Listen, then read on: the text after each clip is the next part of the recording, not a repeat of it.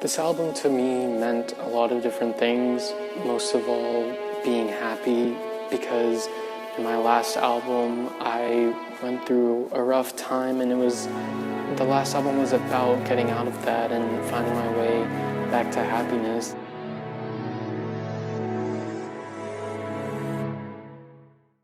This album really, to me, represented celebrating that happiness, and especially in a pandemic and being locked in my home.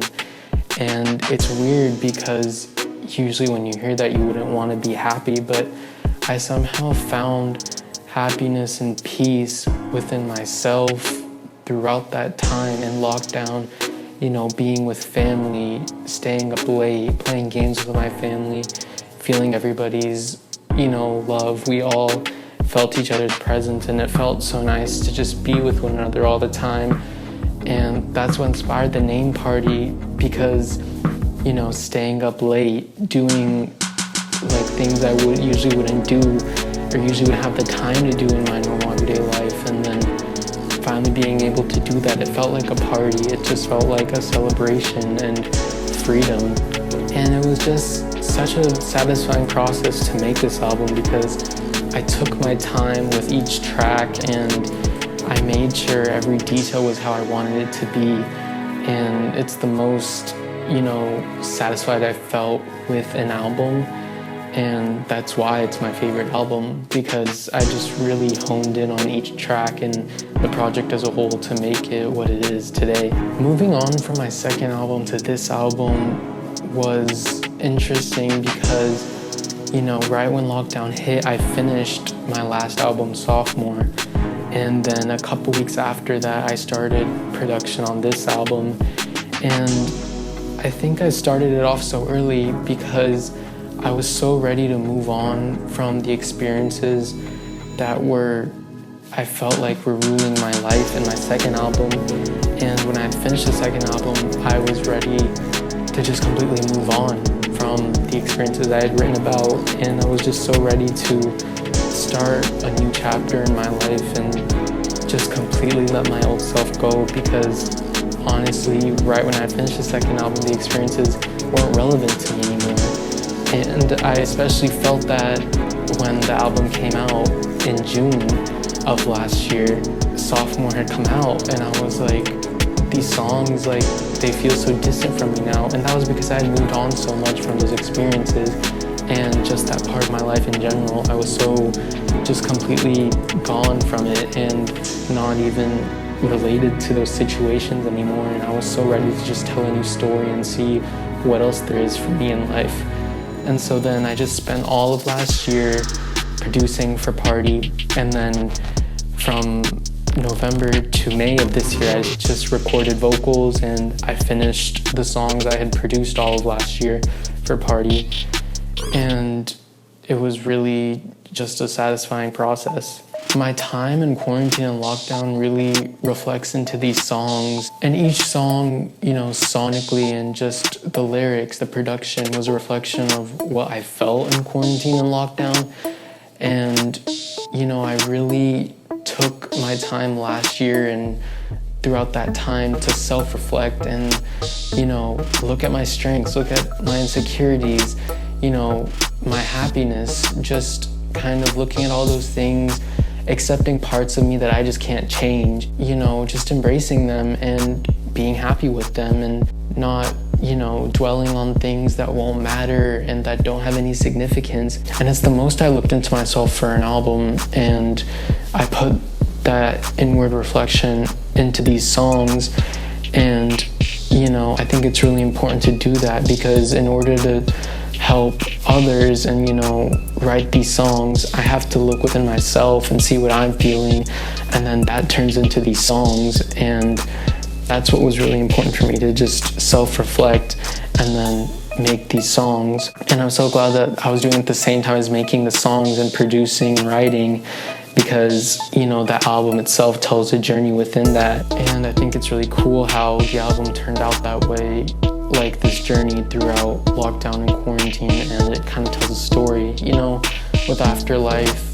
It's about a friendship that ended literally in the beginning of quarantine, and I felt like I'd known this person for so long, but it really hadn't been that long, but I felt so close to them, and things just kind of cut off, and it was bittersweet because, I accepted it pretty quickly, and I was fine, and, it's kind of just like, maybe if not now, then another life, and, I wanted to get something like that that's emotional out of the way first before I get into where I'm at in life now, which feels like a party and it's a celebration. And that's why at the end of Afterlife, it's literally a complete 180 and it turns into this rager that's like completely different from what the song was originally sounding like throughout most of it.